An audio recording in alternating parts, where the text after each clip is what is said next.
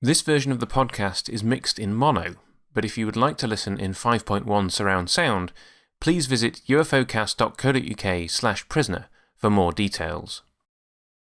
This is episode 15, but we recorded it 11th, back in May 2022. Hello and welcome to episode 15 of By Hook or By Crook.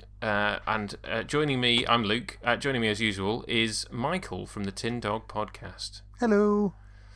He was waving at me there, but then said hello, so that's always useful for those of you. Well, everybody's going to be listening to this, aren't they? No one's watching this. And our guest this week, you will have heard him before if you've tuned into any of our UFOcasters Doctor Who episodes. It's Tony Cross. Hello. Yay! Hello, Tony. Hello. Welcome. This, I guess, is the last regular episode of The Prisoner. Yes. I mean, not that there's such thing as a regular episode of The Prisoner. We have been recording these out of order, but we will definitely do episodes 16 and 17 last. So this is the last one before we get to that, shall we call it, two-part finale. Well, we can argue about that later. But we can argue about that later next week. This was one of two possible episodes that you suggested, Tony. Yeah. Either this one or the one that we will have done last week, but we haven't recorded yet, Living in Harmony. But before we get onto that, we're going to do the usual stuff. How did you first encounter The Prisoner? Well, the way I remember it, and I have never been able to quite confirm this, is that between the ages of 6 and 12, I lived in Cornwall. We can confirm that is true. That is true.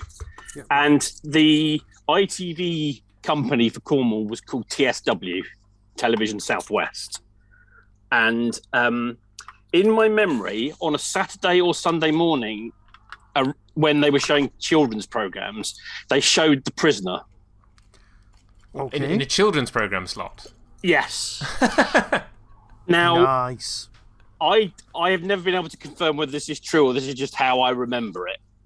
But I watched those. I must have not understood. Bear in mind, I was probably 10. But I did watch a lot of quite adult television at 10 because my parents had very lax attitudes to what they would let me watch.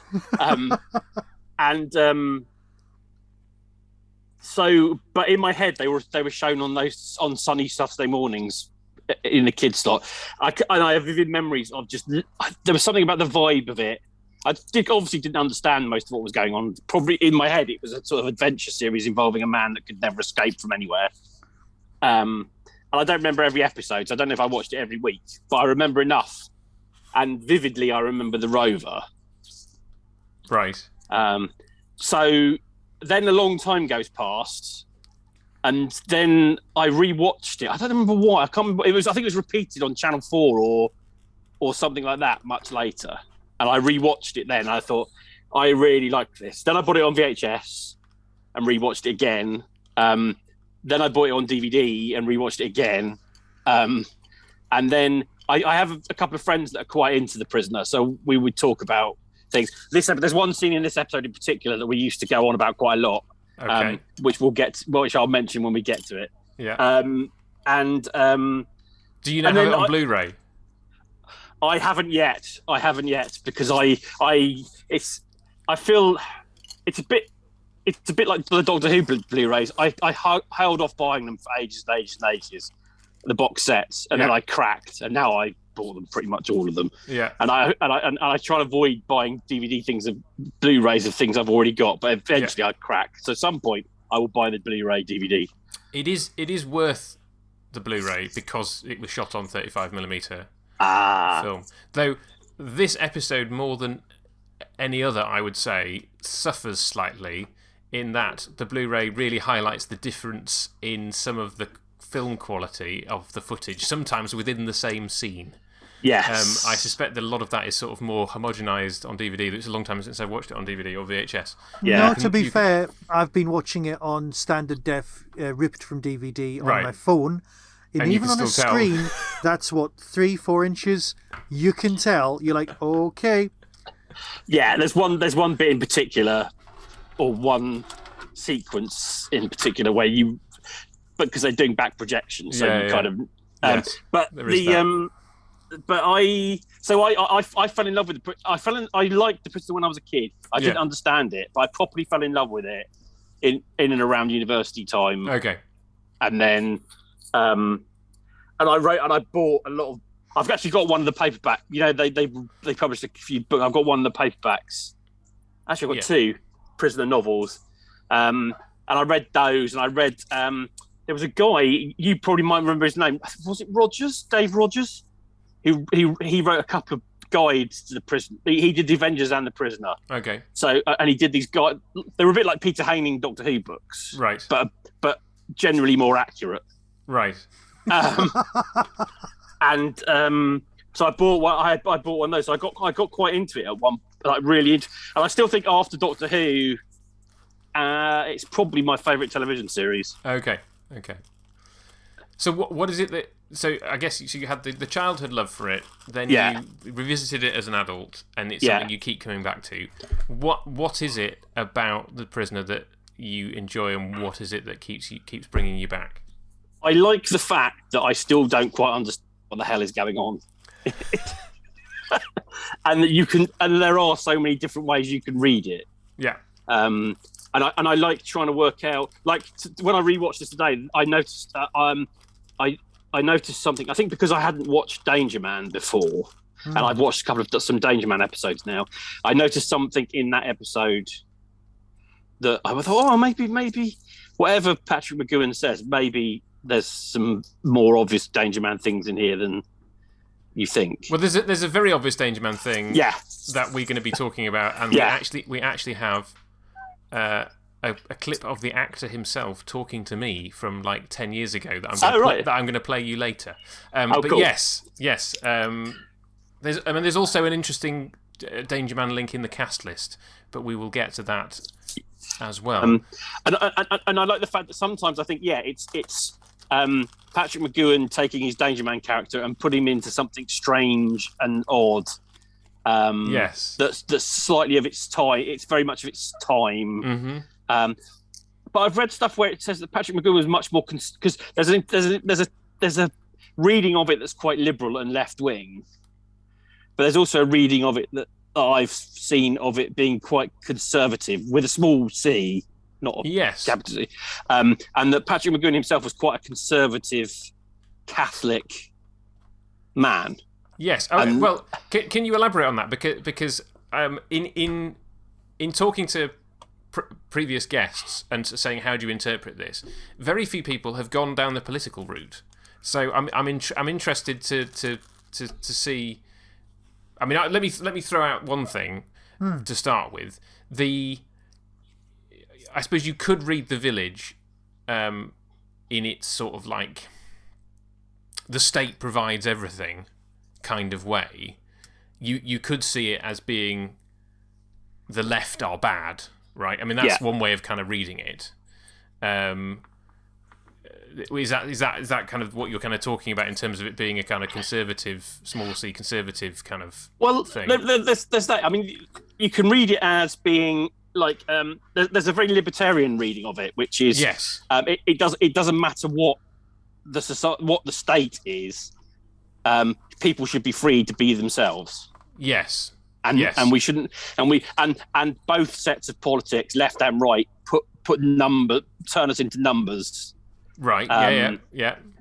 And what McGoohan wanted was a more free, was just general libertarian, individual personal freedom. Yes. In regardless of what the society was around you. Yeah. There's I think that seems a reasonably valid kind of interpretation. Of it. Yeah. But there's also some of the things I've read about McGoohan himself is that you can also see in there that perhaps all the stuff, because sometimes I think people see it as kind of being pro, like the sort of let your hair down, let it be, drop in, drop out kind of 60s culture. But you can also read it that McGoohan doesn't actually like that culture very much, and that he actually is more in favour of something slightly more. I wouldn't say the word traditional because that's definitely not right, but I think that perhaps he thinks that that looseness of morality. I'm not saying this is slightly separate from politics. Yeah. I don't think you can agree. But the looseness of morality is not necessarily a good thing. Yeah, I think you probably can't escape that, given his background. Yeah. And I think the interesting thing is how much of this is. I mean, I sometimes get the impression that there was a lot more commitment and thought earlier on in the process as to what he wanted from the prisoner, and then it kind of the production process got away from them, and they just started creating adventures as opposed to what he'd wanted to say. He'd said. Yeah, in the early episodes, and therefore what was the... Yes. I mean, the whole, like, it was supposed to be sort of like 6 or 7 episodes, and then beyond that, it's and this episode is particularly bizarre, in that it doesn't, in many ways, it doesn't feel like an episode of The Prisoner, but this is certainly not one of the core 7. No. Of like what he wanted the prisoner to be about. So I get the impression this one feels like... because of the way it's topped and tailed, because of what it is, this one feels like him actually genuinely telling a slightly exaggerated version of something that actually happened to him when he was a spy. Yes. You I think that's got to be the actual reading of the episode. I think so. I think so. Yeah. Yes, and I think we'll dive into that when we get into the episode. I think we're approaching that, But I find McGowan fascinating as a person, and I keep meaning to read more about him and find out more about him. You see, he seems to be. I listened to. There's a very interesting podcast called Schmersh Pod, which ostensibly is about James Bond, but also covers sort of spin-offs, things with Bonds in or people from, but they can link in. Bond-esque. And one of the stories, one of the films they do is Hell Drivers. Okay. Which has got Sean Connery in it, obviously, but it's got Patrick McGowan in it as the main bad guy. And the episode's got, I think the guy that presents it is John Reed. I think that's the right name. And he had the guest was Samira Ahmed. Right. Oh yeah. And she said you get the impression that Patrick McGowan was a very angry man. Yeah, you do. Yeah. And I think it definitely comes through in The Prisoner, I think. The question is what he was angry about, whether he was just generally an angry man or whether he was angry about anything specifically. And I think one of the things that interests me in The Prisoner is I love Patrick McGowan's performance. I find him fascinating to watch. And he's got very interesting ticks and ways of delivering lines that I have a friend called John Dredge who does a very good impression of Patrick McGowan in The Prisoner. Just little phrases, just the way he says things, and I find all that fascinating. So that's what kind of I like The Prisoner. Mm-hmm. I like the fact you go back to episodes and you spot things you didn't spot before, or actors you didn't spot before, or themes you might miss. Certainly,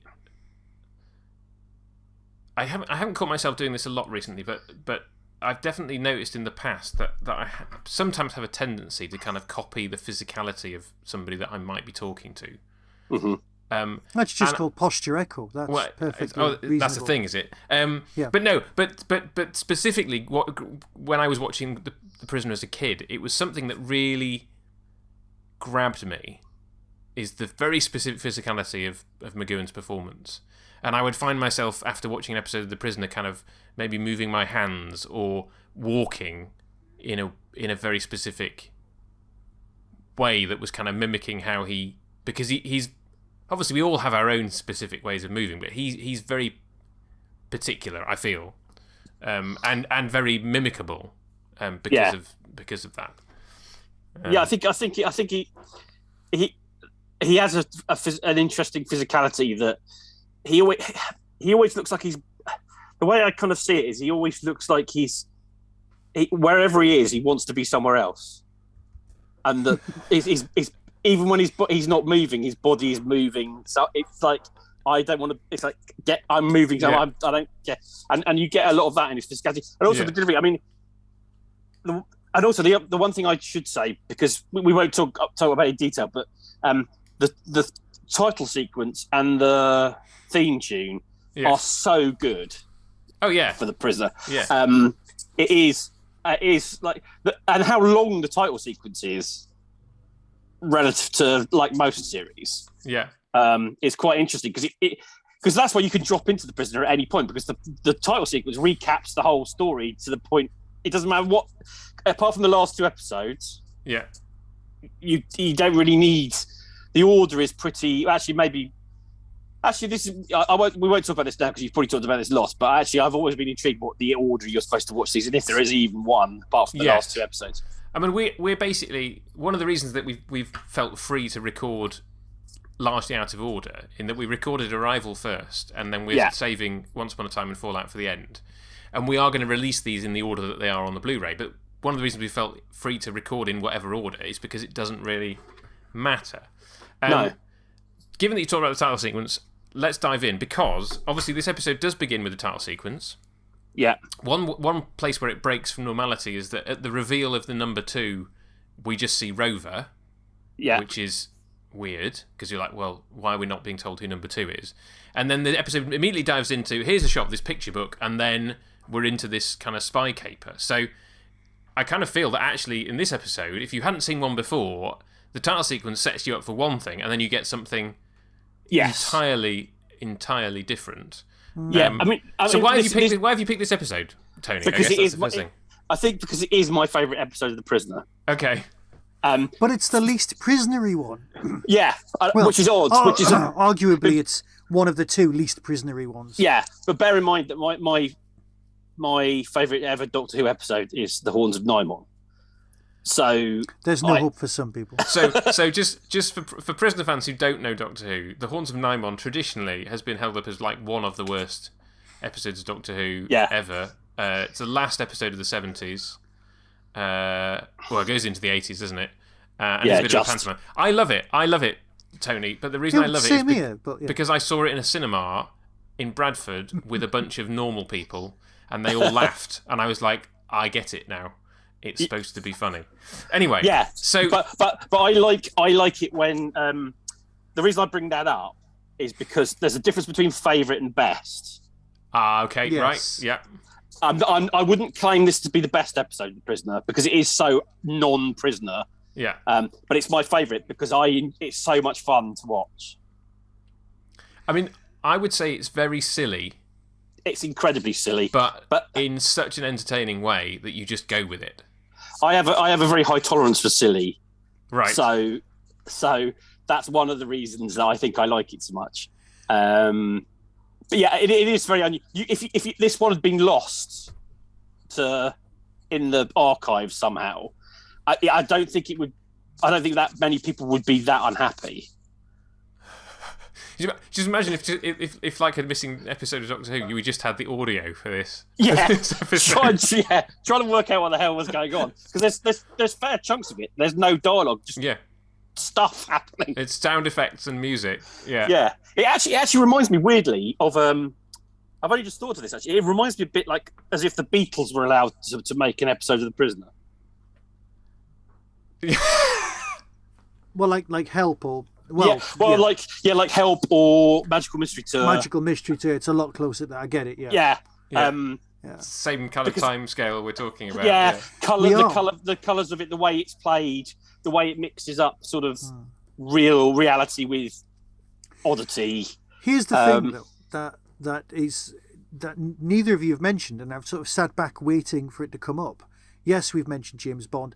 For me, there's a tiny bit of Jerry Cornelius going on, especially in the suit that he's wearing. But for what it is and is parallel with time-wise is the Avengers seasons, the 2 best seasons, the last Emma Peel and those 2, the last 2 of the old Avengers before, not the new Avengers, obviously. Yeah.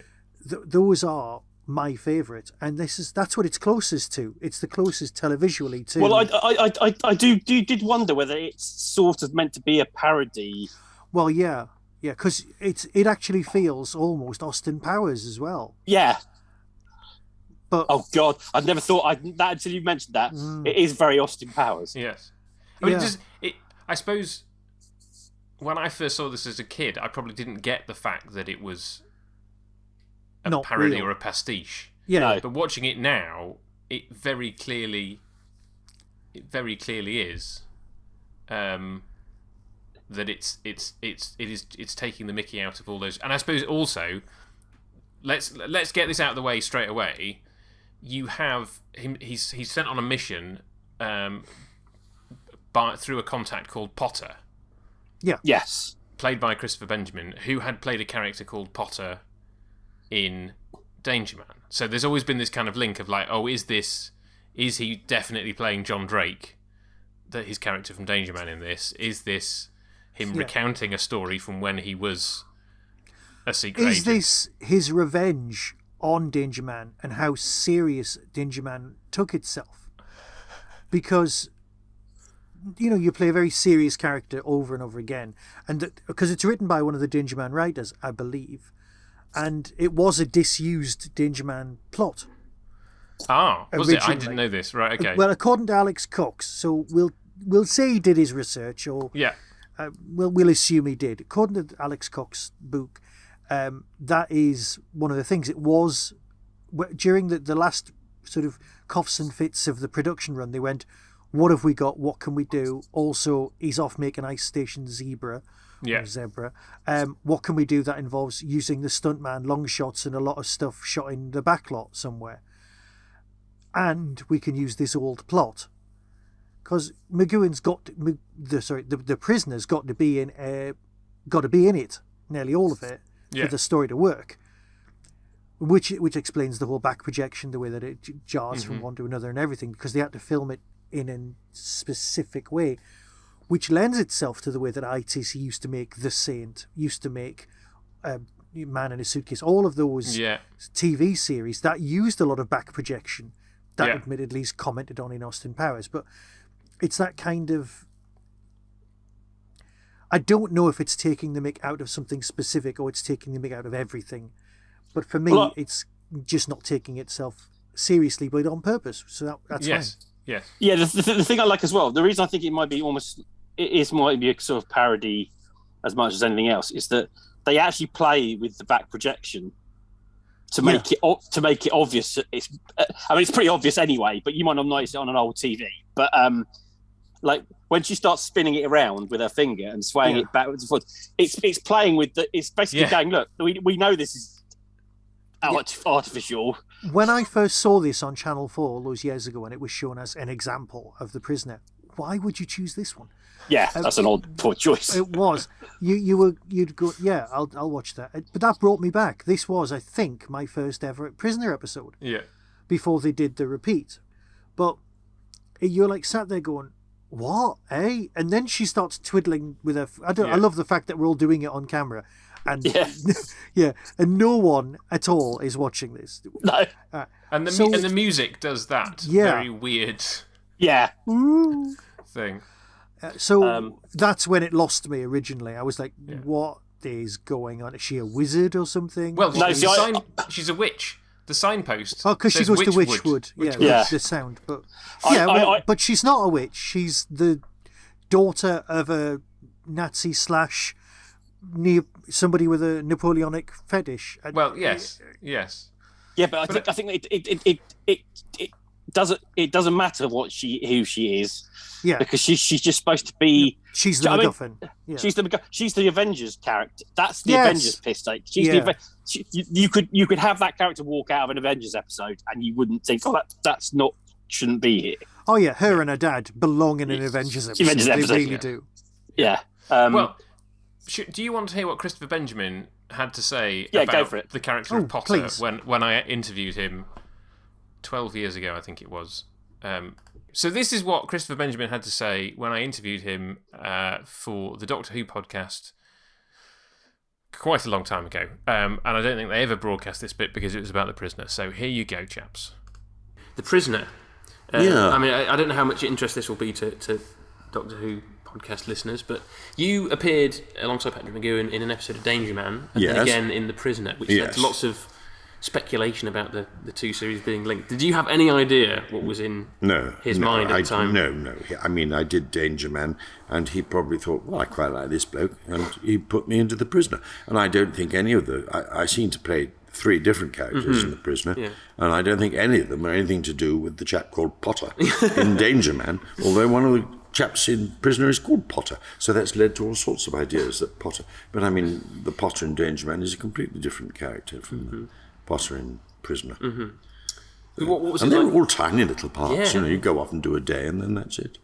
So what was it like to work on something so seminal and confusing? Well, you don't know what it's going to be like. It was certainly interesting to do, and I had a tremendous regard for Patrick. I thought he was a wonderful actor, and this was his great baby, of course, wasn't it? His great creation, and I think it's terrific. I don't think the latest one could bear a candle to it. Oh, it was terrible. Oh, that was lovely. He's got such a lovely voice. He has a fantastic voice, doesn't he? He sounds dredged up from the great, podcasting and archive. you sound about 6. I sound so much younger, don't I? I am. I mean, it's almost a third of my life ago. Yeah, fair enough. Yes. It's quite scary, that. So Christopher Benjamin himself, very dismissive of the idea that the two series are linked. As far as he's concerned, he's playing a different character in Danger Man. He's playing 3 different characters in The Prisoner, which I think is kind of where we've come down on these things. Because we also have playing Colonel Schnips, whatever his name is, and number 2, who will also turn up in a couple of episodes' time.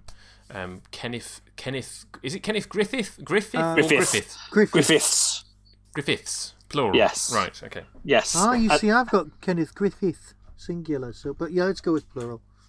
I was thought it was Griffith. Anyway, but yeah. The first time I ever saw Kenneth Griffith in anything was in the film with Roger Moore and where they play mercenaries.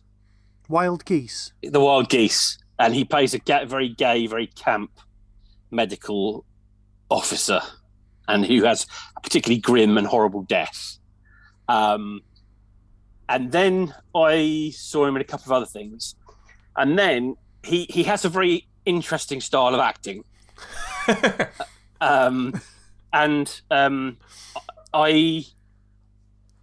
of my favourite books of all time, non-fiction books of all time, is Clive James on Television. And when I was doing some research for this, I thought I remembered a couple of quotes about Kenneth Griffiths that were in Clive James, in Clive James on Television. And I picked one. It's talking about him presenting a documentary, but you'll see why I've picked it when I read it. So Clive James says, Kenneth can ask you the time in a way that makes you wonder how he would play Richard III. So it can be imagined that when discussing Jesus, he was seldom guilty of underplaying a scene. And I think that says all you need to know about Kenneth Griffith's acting style. Basically, he's brilliant for the part. Yes. Yeah. But I don't think I've ever seen him in anything where he isn't doing that twitchy, slightly insane. He must have been a very calm person in real life to be able to just channel it there. I don't know. I get the impression he was very much like that in real life. No, fair enough. I am right in thinking he was very Welsh. He was very Welsh. And in other things, his Welshness was a major theme. Yeah, he underplayed. Yeah. He's under-Welshed in this one. Yeah, I remembered him being very Welsh in other things. That's what had stuck in my mind. Yeah. But I think his performance style fits this episode. Oh yeah. No, he's brilliant in it. And that the way he sort of can do, I'm about to have a massive nervous breakdown, and look like he is about to have a massive nervous breakdown. He's very good. So here's the thing, right? According to the Alex Cox book, because I've done some research around this as well, and it keeps coming up. In one of the earlier drafts, they weren't all Napoleons; they were all multiple Hitlers, but it was a bit too close to the bone. Now, for a start, that just sounds like something from Springtime for Hitler, right? It's like it's the producers and things like that. But it does give the whole thing a different edge than just people, because historically speaking, if you're mad, you think you're Napoleon. Right? That was one of those shorthands for being mad. You think you're Jesus, you think you're Napoleon, that's it. And we're applying is mad.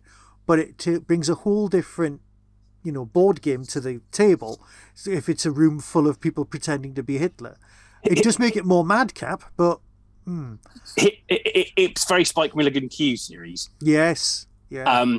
But also, Hitler has different baggage to Napoleon, and it's less easy to play Hitler as a comedy character than you can Napoleon and his marshals. Yeah, yes. I think they were trying. Well, and also you're kind of 22 years post World War II. Yeah. Here.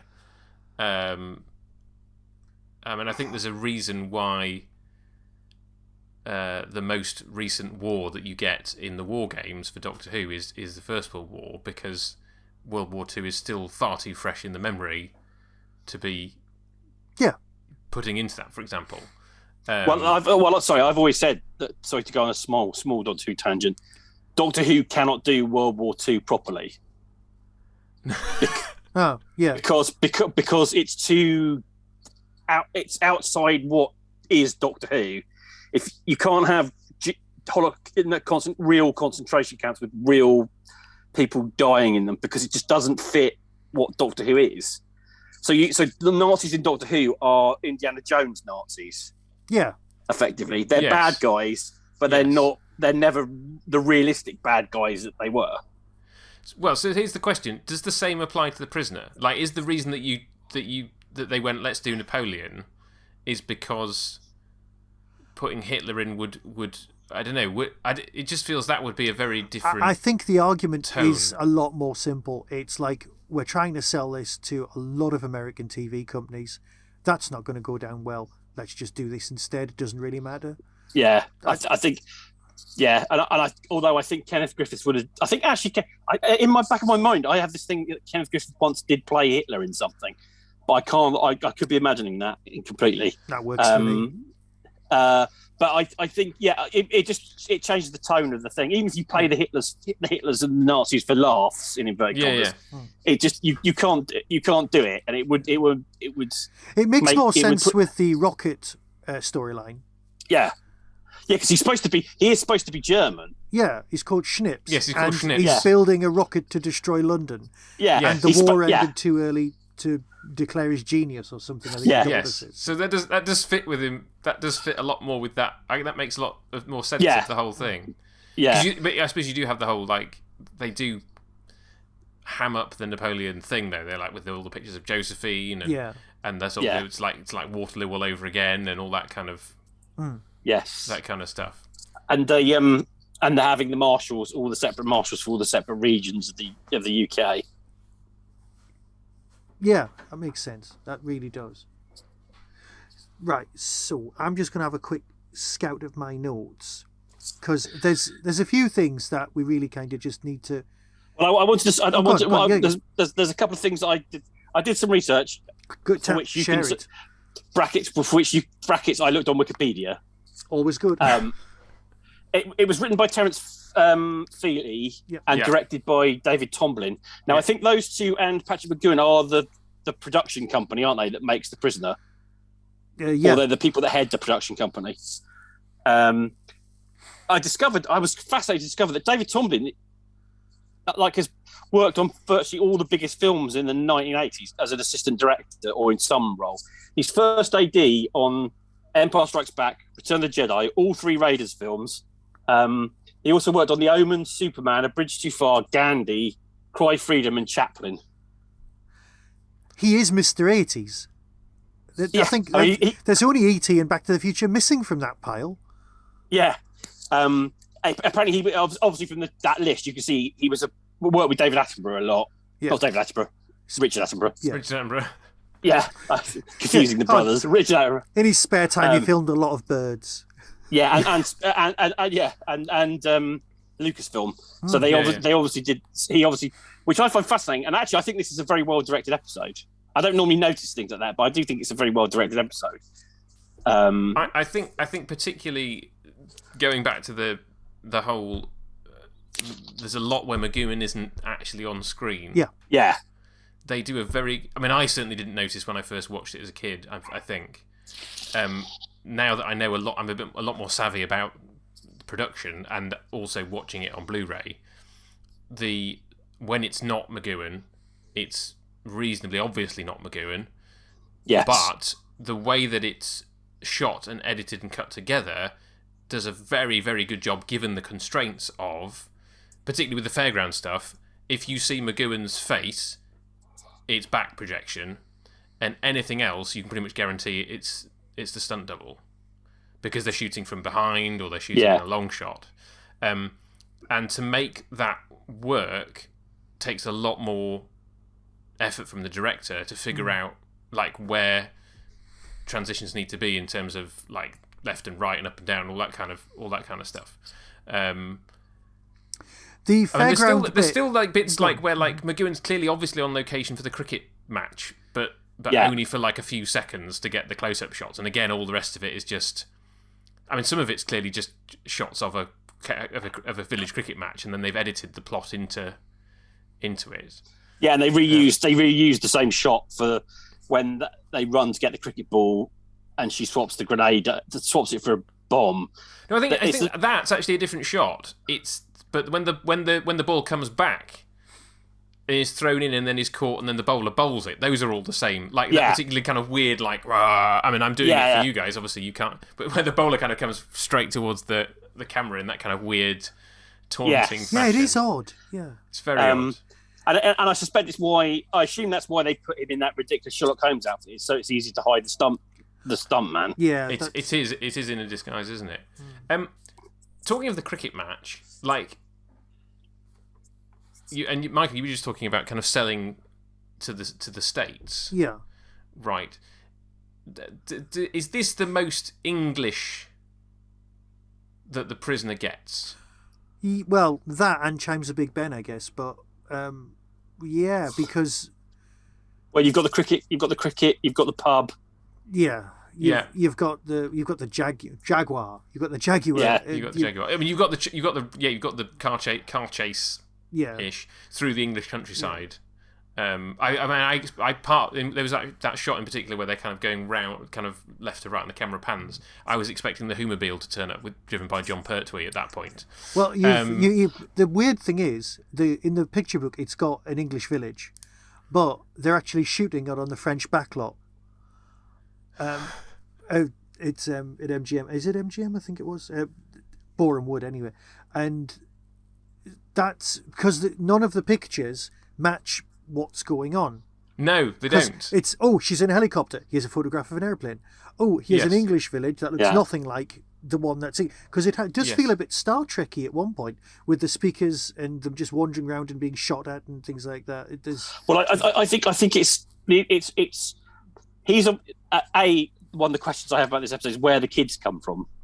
Oh yeah, because there's no other kids in the village anyway. We never see kids in the village ever before or since, right? Yeah. No.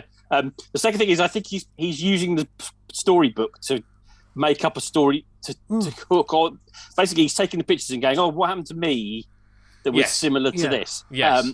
And I can't got an airplane story, but I've got a helicopter story. Yeah. So I think there's that element to it. I think. But also that lends credence to the idea that he is retelling a story from his own past. Yeah. Because if he's just making something up, then why not have a plane? Yeah. Right? Why not? Well, there's a picture of a plane. Why not say he was on a plane? Yeah. But the fact that he specifically does it in a helicopter, you're like, okay, well, then maybe that is a slice of real life. Yeah. I mean, my view is that it's him telling a story that's loosely based on something that he actually got involved with when he was a secret agent. Yeah. But it's one of the stories where it gives nothing away to the listening. Yeah, it would already be on file. That story. And it gives no clues as to why he resigned, no clues as to what he was going to do after he resigned. Yes. So it's just a way of annoying them, basically. Yes. I know we do casting in that later on, but I did not spot that the character who plays the kid was the photographer. Oh, Alexis Canner. Yeah. Yes. I didn't notice that for years because he's wearing sunglasses, isn't he? Yeah, and he's got extra dubbing going on, and they're so close, and then there's shouting, which isn't shouting, and he's doing. Yeah. is a very odd performance. It's a very odd performance. But it's Alexis Canner. It has to be because it's Alexis Canner. Yeah, fundamentally. Yeah. Yes. But it's interesting. It's definitely one of those episodes where you can tell they haven't got Patrick McGoohan's got like 3 days. Yeah. Yeah. Like he's off. He's got a couple of days off Isolation Zebra, and they've got him for as long as that takes. Yeah. And they have to fill the gaps in. Why did he do that? It's like, here's your magnum opus. Here's what you've been trying to get made for ages.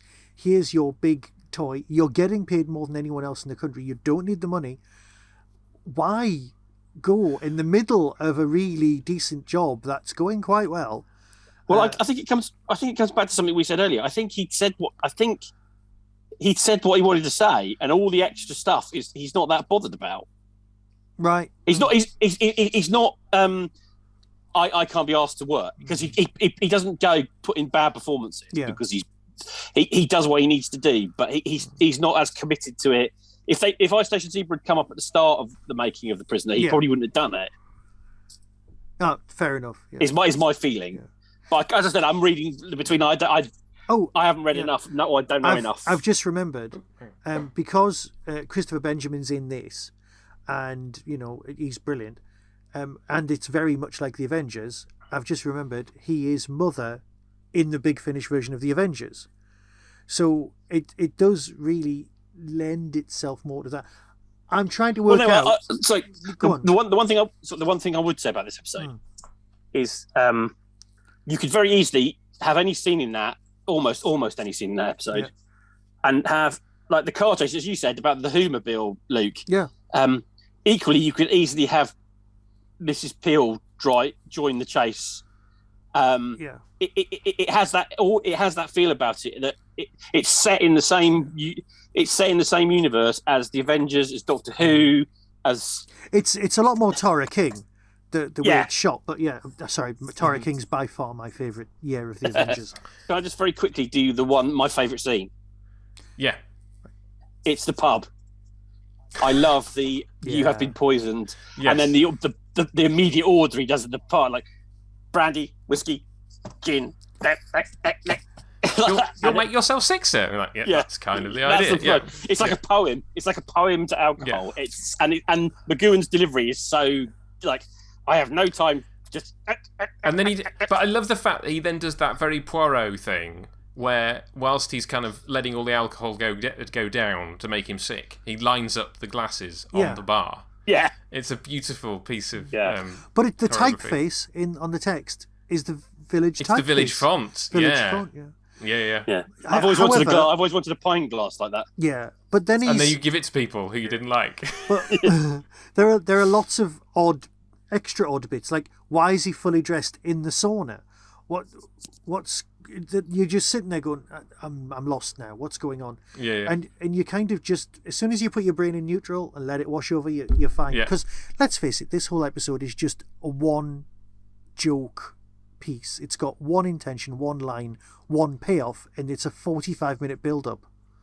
The obvious thing that we've forgotten to mention that he's parodying, and the scene in the sauna reminded me, is James Bond. Well, yeah. Because that sauna scene happens in Thunderball. I'm sure it happens in other things, but Bond does that to somebody in Thunderball. Yeah. Well, yeah. So I think there's an element of parodying James Bond in there as well. Yeah. Well, and I suppose have we mentioned his costume? We talked about his costume. Have we actually said what it is? Well, we've talked about it being disguised as Sherlock Holmes, as a comedy version of Sherlock Holmes with the deer stalker from the Basil Rathbone. Which is obviously the whole kind of like. The original Sherlock Holmes was never that. No. That was but that became the kind of common look. Can we briefly get back to the cricket? Because one of the things that tickled me was the whole the colonel. It is a colonel, isn't it? Who he replaces.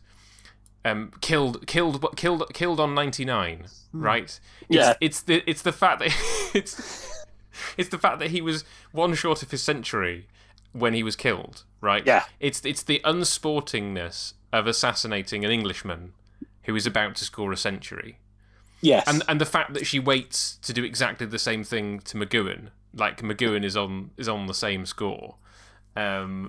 is just. And obviously that's kind of something that unless you're from a cricket playing country, is an aspect of the programme that will completely pass you by, because who understands cricket other than the nations of the world that play cricket? Yeah. Like it's a very alien thing unless it's part of your culture, which obviously it is for us.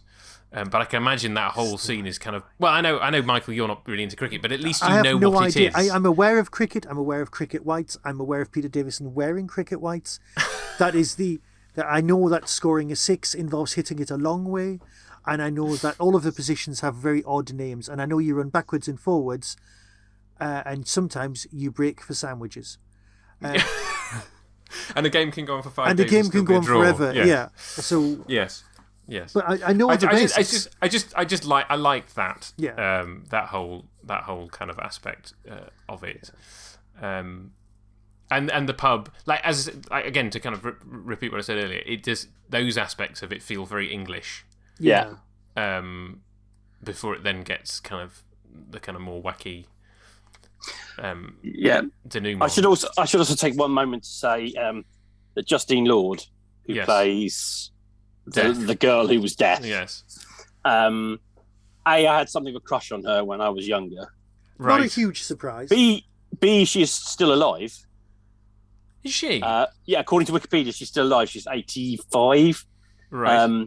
The last acting credit, though, is she is the White Witch in an episode of The Young Ones. Right. Nice. But yes, so I think she's great. She is definitely like a character that flicks out of that definitely steps sort of out more of the Avengers than anything else. Yeah. It really. But she's brilliant. Yeah. Like the vocal performance, because a lot of it is a vocal performance. Yeah. Because she's hiding in the wings and speaking over these speakers. Like particularly the whole like butcher baker candlestick maker thing. And I love the bit where she's standing on the top with the World War I German helmet on and the machine gun. Yeah. And she's just firing. And I suppose the other thing to say about this, but it's so violent. Yeah. Like weaponry-wise, it's so violent. Yeah. Like the minute he walks in and dives in and there's the machine gun, it's guns, explosions. All that kind of stuff. Yeah, and it's an increasingly leveling up of the kind of weaponry she's using as well. Yes. Stuff, machine guns, grenades, bazooka. Yes, and then it's like, oh right. Yes, and the very kind of like poorly laid out bits of bulldozer, which kind of at no point do you believe that is the aftermath of an actual explosion of a bulldozer. Did you have anything else in your notes, Michael, before we dive into Spot the Doctor Who actor? No, but I do have a Doctor Who not actor. Okay. Go ahead. Right, so I've got a Doctor Who not actor, and I'm guessing you will have spotted it, because you always do. But it's the sound effect of the Dalek saucer from the movies is in the lighthouse. No, I had not noticed that at all. I had not noticed that at all. I do think that the countdown thing with the spinning round, I think that's from the world of Jerry Anderson. I think they've got that from a Jerry Anderson show. That does make sense. And I think it later turns up in Doctor Who. But it's the yellow board with the dial that goes round. You kind of see it in one shot, and then the rest of the countdown is one of the kind of ticker ones. But that one with the dial, I'm pretty certain originates with Jerry Anderson and then turns up in Doctor Who. But no, I didn't notice the sound effect. No, I've got Doctor Who actors, but obviously we always have our guest number 3, which is you, Tony, going first. So we have four plus one person who appeared in K9 and Company. So take it away, Tony. Who did you spot? Well, I spotted 2, one of whom is the most obvious one, which is Christopher Benjamin. Yeah. The second one was Max Faulkner. Well done, yes. Who plays the Scots Napoleon. Scottish Napoleon, who is in tons of Doctor. Because he's a stuntman as well as an actor, isn't he? So he's in quite a lot of Doctor Who episodes. His most obvious ones are the unit soldier in Ambassadors of Death who gets zapped. Yes. Corporal Adams, who is an android. I think he possibly also plays the real version of him, but he's mostly an android. And then Nesbin in The Invasion of Time. But yes, pretty much from early Pertwee through to late Tom Baker, he's also a stuntman, so you can spot him all over the place. Yeah, because I think he died. I think he gets attacked a lot in the Monster Peladon. Yes, I think Pertwee punches him quite a lot. He's also in Living in Harmony, so we will have talked about him last week, though we haven't recorded that yet. Michael, did you spot anybody else? Did you spot any of my 2.5 other people? Is the Colonel, who gets killed just before the century, I don't know where he's from. I was looking at him going, you were in a Pertwee story, and that was it. That I'm probably very wrong. He didn't come up in my research. Right, so, I was wrong then. So no. No, that's fine. The other two are Sheena Marsh, who is the barmaid. I've got it. She's in Spearhead from Space. No, she's in the Gunfighters. I thought she was a secretary in Spearhead for Space. No, she's a barmaid in this, and she's Kate the barmaid in in the Gunfighters. Yes. And the connection to me is that I only discovered this today, is that she was born in Leamington Spa, which is where I am right now, and I think she only died a few years ago as well. Fair enough. The other speaking Napoleon, the Welsh Napoleon, played by a chap called John Rees, who was Hardy, who is one of the pilots of the spaceship that Pertwee lands in at the beginning of Frontier in Space. But I did not spot him. Right. I only spotted Christopher Benjamin, Sheena Marsh, and Max Faulkner. And the half, and this really is a half, is Stephen Howe, who played the second little boy, is an uncredited extra in K9 and Company. There you go.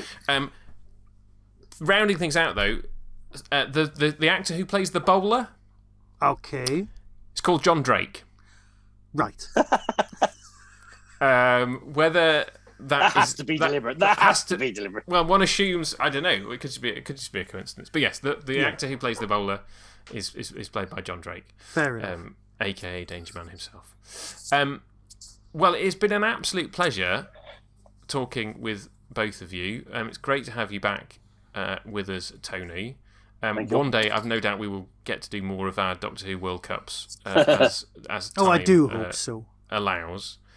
But until then, it's a goodbye from me. Goodbye from me. And from me, be seeing you.